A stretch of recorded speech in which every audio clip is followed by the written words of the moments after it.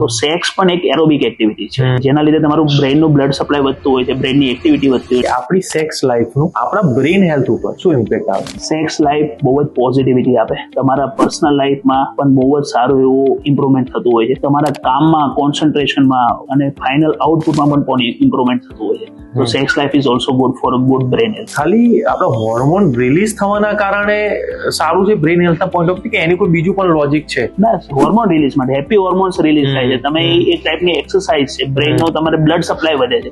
જ્યારે તમે કોઈ પણ એરોબિક્સ એક્ટિવિટી કરો છો, સ્વિમિંગ, રનિંગ, જમ્પિંગ, ત્યારે તમારું ડેફિનેટલી બ્રેઇનમાં એન્ડોર્ફિન્સ કરીને હોર્મોન વધે અને તમારું બ્રેઇનને બ્લડ સપ્લાય વધે. બ્લડ સપ્લાય વધે એટલે તમારી ન્યુરોનલ એક્ટિવિટીઝ વધતી હોય. તો સેક્સ પણ એક એરોબિક એક્ટિવિટી છે કે જેના લીધે તમારું બ્રેઇનનું બ્લડ સપ્લાય વધતું હોય છે, બ્રેઇનની એક્ટિવિટી વધતી હોય, ન્યુરોનલ સર્કિટ સ્ટ્રોંગ થતી હોય છે, હેપી હોર્મોન્સ વધતા હોય છે. એના લીધે તમારું કોન્ફિડન્સ, પોઝિટિવિટી બહુ વધતી હોય છે. ઓકે.